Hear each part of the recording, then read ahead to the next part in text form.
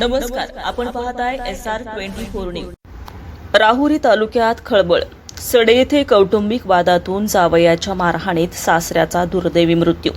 शिवीगाळीतून सुरू झालेला वाद बेतला जीवावर।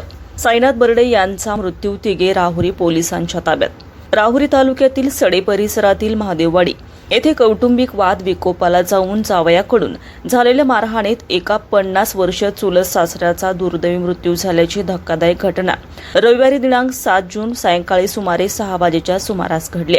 या प्रकरणी राहुरी पोलिसांनी तिघांना ताब्यात घेतलं असून पुढील तपास सुरू आहे। मिळालेल्या माहितीनुसार सडे परिसरातील महादेववाडी येथील रहिवासी साईनाथ बर्डे वय अंदाजे 50 वर्ष हे मद्यपान करून महादेव वस्ती परिसरातील मंदिराजवळ आले होते। यावेळी त्यांनी त्यांच्या भावाच्या जावयासह काही जणांना शिवीगाळ करण्यास सुरुवात केली। शिवीगाळीमुळे निर्माण झालेला वाद हळूहळू वाढत गेला आणि त्याचं रूपांतर हाणामारीत झालं। वादादरम्यान लक्ष्मण भाऊसाहेब माळी आणि साईनाथ बर्डे यांना लाकडी दांड्याने मारहाण केल्याचं समोर आलं। या मारहाणीत बर्डे यांच्या डोक्याला गंभीर दुखापत झाली। त्यांना तातडीने उपचारासाठी अहिल्यानगर येथील जिल्हा रुग्णालयात दाखल करण्यात आलं। मात्र वैद्यकीय अधिकाऱ्यांनी तपासणी केल्यानंतर त्यांना उपचारापूर्वीच मृत घोषित केलं।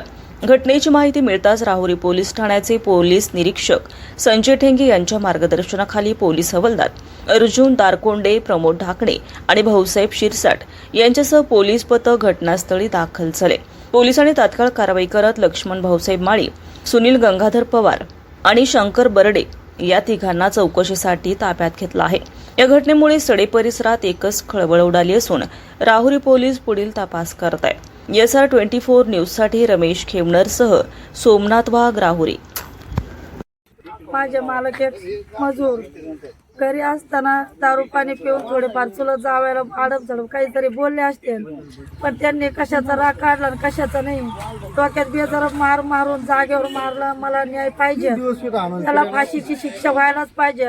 लक्ष्मण भाऊसाहेब माळी आणि सुनील पवार यांचे मी नाव घेते। किती वाजता झालं मावशी काल? ते मी कामाला गेले 5:15 5:15 वाजता घटना घडली। हा, तुमचं काय आहे? त्या सुभाष बर्डे आरोपीला शिक्षा झाली पाहिजे ना? त्याला करम लागल्याशिवाय शिक्षा झाल्याशिवाय मी माझ्या नवऱ्याचा मृतदेह उचलणार नाहीये। नाहीतर मग तुम्ही सजा नसताना देत तर मला जीवाला जीव जागेवर द्या। माझा पेताडा असू कसा असो, मला न्याय पाहिजे।